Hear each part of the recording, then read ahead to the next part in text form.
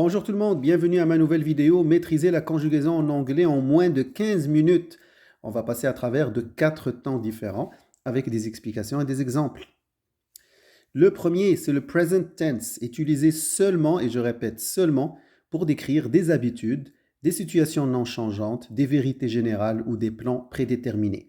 Dans la langue française, le temps présent est utilisé pour évoquer des actions en cours. Ce n'est pas le cas en anglais. Pour les actions en cours, en utilisant le present continuous, donc gardez ça en tête lorsqu'on parle d'une action en cours, on doit éviter d'utiliser le present tense, sinon le sens sera complètement différent. On va prendre un exemple. Martin, il dit I eat ice cream. Martin, il a utilisé le present tense pour parler d'une action qu'il effectue en ce moment. Ceci est bien évidemment une erreur. Il doit utiliser I am eating ice cream, c'est-à-dire je suis en train de manger de la glace. S'il veut parler de sa relation avec la glace, il doit établir une fréquence, ça devient une habitude. À ce moment-là, il peut utiliser le present tense. Il peut dire I eat ice cream once a week, c'est-à-dire je mange de la glace une fois par semaine. Là, c'est tout à fait correct. Mais si on dit juste I eat ice cream, littéralement, ça veut dire je suis obsédé par manger de la glace, je ne fais rien d'autre dans ma vie. Donc, s'il vous plaît, faire très, très, très attention avec le présent, c'est seulement pour les habitudes.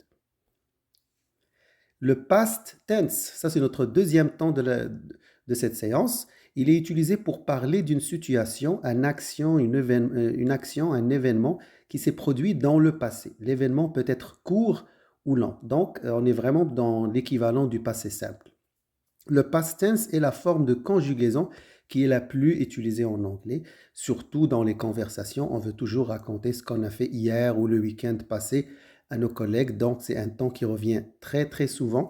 C'est aussi un temps qui est assez simple. Donc, je vous conseille de vous familiariser avec et de l'utiliser énormément dans vos conversations lorsque vous parlez du passé.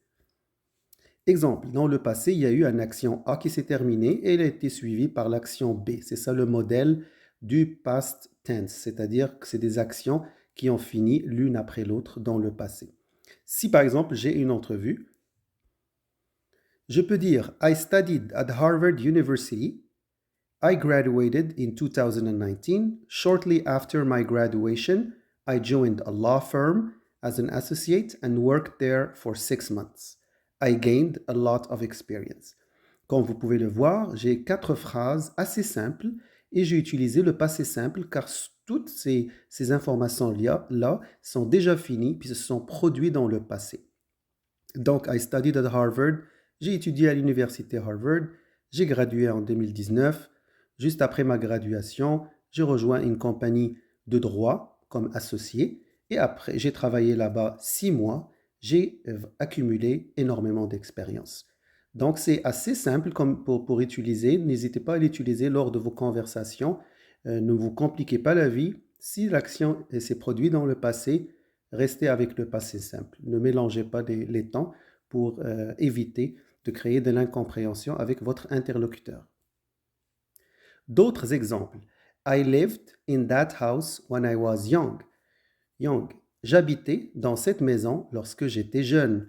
He didn't like the movie. Il n'a pas aimé le film. What did you eat for dinner? Qu'est-ce que vous avez mangé pour le dîner?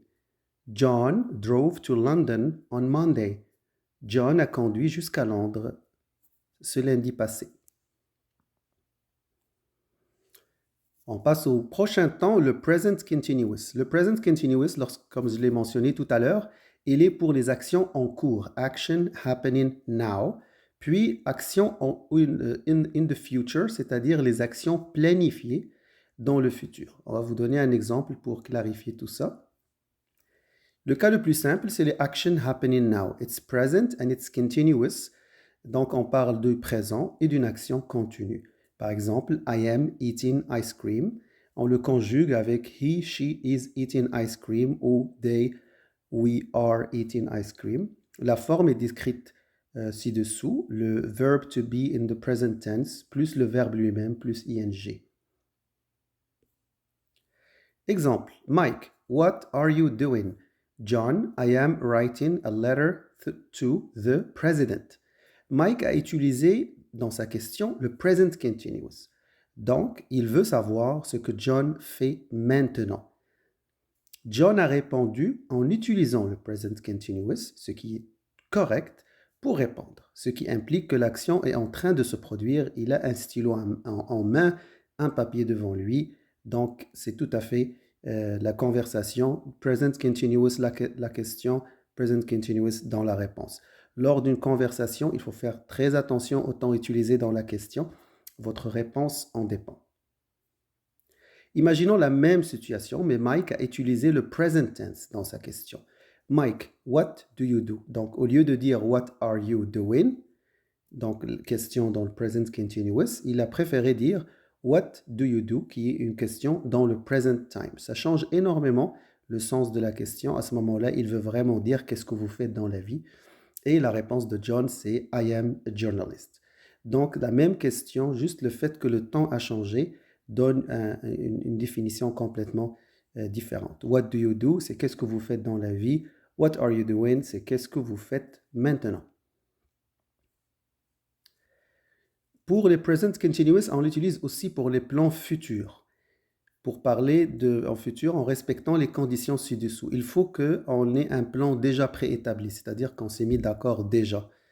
Exemple, Nora, what are you doing tonight? Jane, I am going to the movie theater. How about you? What are you doing tonight? Nora, I have no plans. Donc, la première question, what are you doing tonight? Jane répond au present continuous parce qu'elle a déjà un plan préétabli d'aller au cinéma. Donc, elle lui dit, I am going to the movie theater. Donc, elle est correcte d'utiliser le present continuous. Elle lui pose la même question. Donc, how about you? What are you doing tonight? Nora ne peut pas utiliser le present continuous parce qu'elle n'avait pas de plan. Donc, elle utilise le present tense parce que c'est une affirmation générale. I have no plans. J'espère que l'exemple est assez clair.